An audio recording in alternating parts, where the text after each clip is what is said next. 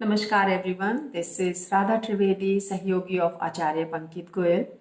मैंने कुछ टाइम पहले एक वीडियो बनाया था हेल्थ वास्तु के ऊपर एंड वहाँ से मुझे बहुत सारे क्वेरीज आई इनफर्टिलिटी इश्यूज को लेकर, चाइल्ड बर्थ को लेकर, मिसकैरेजेस को लेकर। तो मैं आज का ये वीडियो उन सभी लोगों के लिए बना रही हूँ जो इनफर्टिलिटी से जूझ रहे हैं या वो चाइल्ड कंसीव नहीं कर पा रहे हैं। तो आज के इस वीडियो में हम ये देखेंगे कि आप कैसे वास्तु के प्रिंसिपल्स को यूज करके उनकी रेमेडीज को अपना करके अपनी लाइफ को इम्प्रूव कर सकते हैं, कैसे आप मिसकैरेजेस को अवॉइड कर सकते हैं एंड कैसे आप कंसीव कर सकते हैं वास्तु जोन्स को बैलेंस करके, एंड साथ में कैसे आप ड्यूरिंग द प्रेगनेंसी अपने बेबी को प्रोटेक्ट करके रख सकते हैं। इन सारी चीज़ों को हम देखेंगे इस वीडियो में वन बाय वन। तो सबसे पहले हम शुरू करते हैं कि आप अगर कंसीव नहीं कर पा रहे हो तो उसका रीज़न क्या है।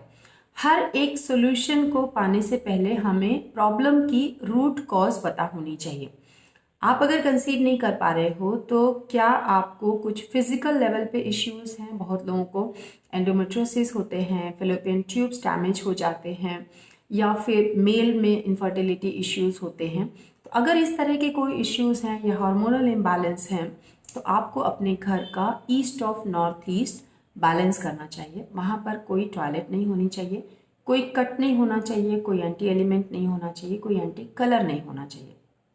तो ये आप इनफर्टिलिटी के लिए सबसे पहले ट्रीट करोगे। उसके साथ में आपको देखना है कि आपके घर का जो नॉर्थ ईस्ट है, अगर इनफर्टिलिटी इश्यूज आपके एक बार ही ट्रीटमेंट चल रहा है, उसके साथ भी आपको ये सारे जोन्स जो आगे मैं एक्सप्लेन करने जा रही हूँ वो आपको ध्यान देने हैं। एंड इन केस आपका कोई ऑब्वियस सा इनफर्टिलिटी का इश्यू नहीं है बट इवन देन आप नेचुरली भी कंसीव नहीं कर पा रहे हो तो आपको इन सारे जोन्स पर फोकस करना है। तो ईएनई देखने के बाद आप नॉर्थ ईस्ट को देखोगे बिकॉज वो जोन भी रिस्पॉन्सिबल होता है आपके चाइल्ड बर्थ के लिए। तो अगर वहाँ पर कोई डैमेज है, कोई इम्बैलेंस है तो भी आप कंसीव नहीं कर पाते हो। फिर हम देखते हैं हमारे घर का साउथ ईस्ट का जोन। साउथ ईस्ट का जोन क्योंकि फिजिकल पावर देता है, तो जब भी हस्बैंड वाइफ के बीच में एक इंटीमेसी चाहिए होती है, एक पैशन चाहिए होता है फैमिली एक्सपैंड करने के लिए, वो आपको जो फिजिकल पावर है वो आपको साउथ ईस्ट से मिलता है। तो वहाँ पर वो एरिया आपकी फायर वीक नहीं होनी चाहिए बॉडी में, तो वहाँ पर आपको चेक करना है। फिर उसके साथ में आपको ब्रह्म स्थान देखना है, क्योंकि ब्रह्म स्थान हमको पता है हमारी घर की जो एक एनर्जी एमिनेट होती है, जो उत्पत्ति होती है वो ब्रह्म स्थान से होती है। तो सिमिलरली हमारी लाइफ में जो उत्पत्ति होती है वो ब्रह्म स्थान से होती है। तो अगर हमारे घर के ब्रह्म स्थान में कोई डैमेज है, कोई इम्बैलेंस है, तो वहाँ से भी हमारी लाइफ आगे मूव फॉरवर्ड नहीं हो पाती है, कोई आगे वंश नहीं बढ़ पाता है। फिर हम आते हैं साउथ वेस्ट जोन पर। साउथ वेस्ट जोन जो होता है वो हमारे पितरों की दिशा होती है। अगर किसी वजह से आपके घर का साउथ वेस्ट जोन इम्बैलेंस है तो भी आपको पितरों की ब्लेसिंग्स नहीं मिल पाती हैं और आप अपना वंश आगे नहीं बढ़ा पाते हो। चाहे बेटा हो चाहे बेटी हो, आप कंसीव नहीं कर पाते हो। तो आपको साउथ वेस्ट जोन भी देखना पड़ेगा। ये हो गए आपके in general Jones for child birth जो कि रिस्पॉन्सिबल हैं। अब इसके साथ में आपको ये भी असेस करना पड़ेगा कि हस्बैंड वाइफ का रिलेशनशिप कैसा है। मान लो सब कुछ अच्छा है, घर में कोई प्रॉब्लम भी नहीं है, कोई पितृदोष भी नहीं है, कोई इनफर्टिलिटी इश्यूज भी नहीं है, लेकिन अगर हस्बैंड वाइफ के बीच में रिश्ता ही अच्छा नहीं है तो how will you expand your family. तो उसके लिए आपको आपके घर का north of north west check करना पड़ेगा, जिससे कि हस्बैंड वाइफ के बीच में वो अट्रैक्शन होना चाहिए, जिससे कि वो एक दूसरे के साथ रिश्ता बना सके।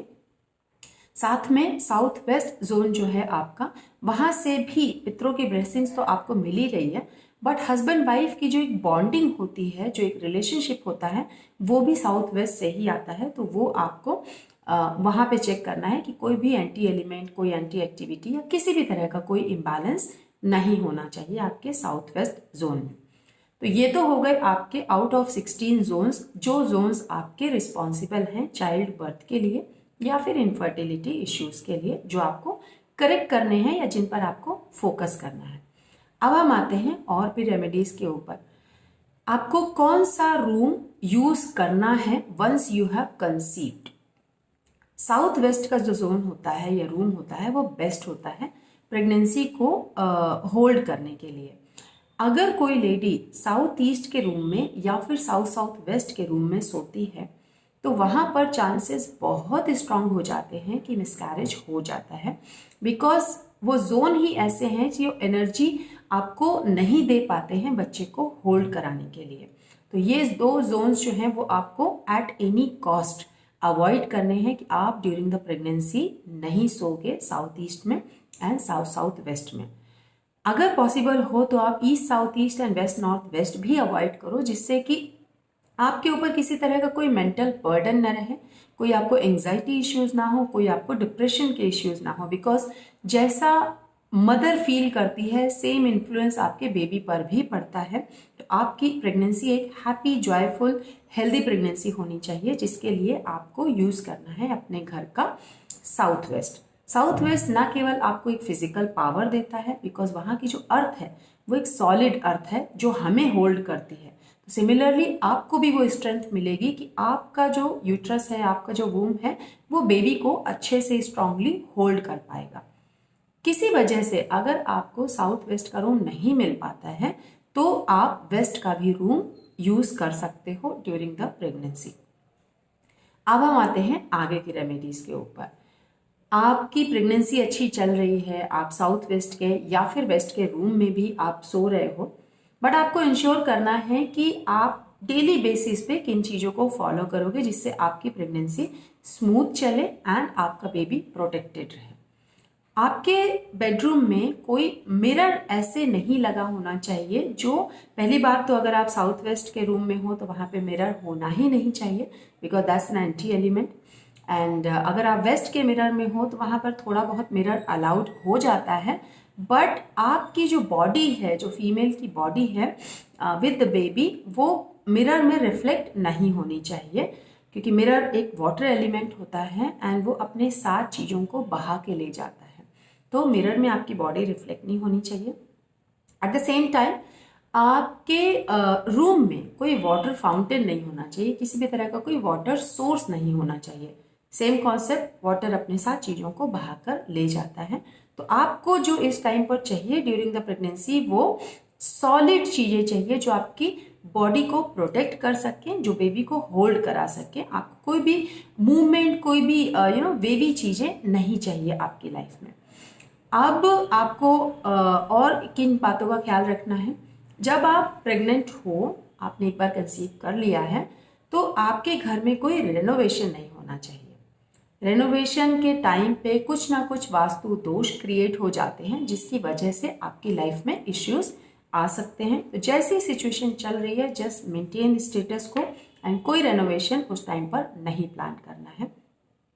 अगर आपने इन केस आप सोच रहे हो कि इस घर में आप कुछ रेनोवेशन नहीं करोगे, लेकिन आपने कहीं कोई लैंड खरीदी हुई है, आप वहां पर कुछ कंस्ट्रक्शन स्टार्ट करा सकते हो, बिकॉज वो घर सबकॉन्शियसली आपका अपना है। तो वहां पर आप कुछ भी करोगे तो उसका इम्पैक्ट डायरेक्टली आपकी लाइफ में पड़ेगा ही पड़ेगा। तो आप उस टाइम पर कोई भी नया कंस्ट्रक्शन स्टार्ट नहीं करोगे एंड खास तौर पे कोई भी फाउंडेशन जो ले करी जाती है वो भी उस टाइम पर नहीं करोगे जब तक कि डिलीवरी नहीं हो जाती है, बेबी इस दुनिया में नहीं आ जाता है। तब तक आप जो भी जैसा चल रहा है उसको वैसा ही फॉलो करोगे। तो आई होप आपको ये सारी चीज़ें, ये बहुत सॉलिड, सिंपल बट बहुत इफेक्टिव रेमेडीज हैं। वास्तु में जो ये मेडिकल वास्तु का जो सब्जेक्ट है वो अपने आप में एक बहुत बड़ा, बहुत कॉम्प्लिकेटेड एंड बहुत इम्पॉर्टेंट सब्जेक्ट है, जहाँ पर छोटी छोटी चीज़ें आपकी लाइफ को कैसे इम्पैक्ट कर सकती हैं, कहाँ से आप रूट कॉज को समझते हो, कैसे आप जोन्स की एनर्जीज को कंबाइन करते हो, कैसे आपकी अपनी बॉडी में जो इम्बैलेंसेस हैं उनको आप वास्तु के साथ कंबाइन करके रेमेडियल मेजर्स लेते हो एंड फिर अपनी लाइफ को एक अच्छे इम्प्रूवमेंट की तरफ लेकर जाते हो। तो आई होप कि आपको इन सारी रेमेडीज से बहुत हेल्प मिले। एंड मैंने जितने भी लोगों ने क्वेश्चन पूछा था, मुझे मैसेजेस डाले थे कि प्लीज़ एक रेमेडी के ऊपर वीडियो बनाइए, तो मैंने अपने वीडियो में वो सारी रेमेडीज जो बहुत इफ़ेक्टिव हैं इस पूरे प्रॉब्लम के लिए, मैंने सारी आपके साथ में शेयर करी हैं। एंड आई होप कि आपकी लाइफ आगे बढ़े। एंड जो भी अनमैरिड या मैरिड लेडीज़ को हार्मोनल इश्यूज़ हैं उसके लिए भी आप अपने ईएनई को चेक कीजिए। एंड जो भी मैरिड कपल हैं चाइल्ड बर्थ के लिए वो आगे अपना फैमिली एक्सपैंड करना चाहते हैं, इन चीज़ों का बखूबी ख्याल रखिए एंड इससे आपको बहुत हेल्प मिलेगी। जो भी आपका ट्रीटमेंट चल रहा है डॉक्टर के साथ में, लेट इट कैरी ऑन। उसके साथ में आप वास्तु की रेमेडीज़ कीजिए एंड आपको बहुत मिराक्युलस रिजल्ट्स मिलेंगे ही मिलेंगे। तो I thank all of you for showing so much interest and respect to my videos.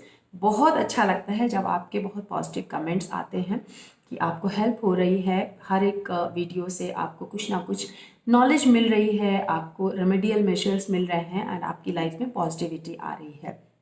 So I wish all of you a beautiful and healthy life ahead, and lot of my blessings to everyone, to all the couples who is trying to expand their family, and God bless all of you.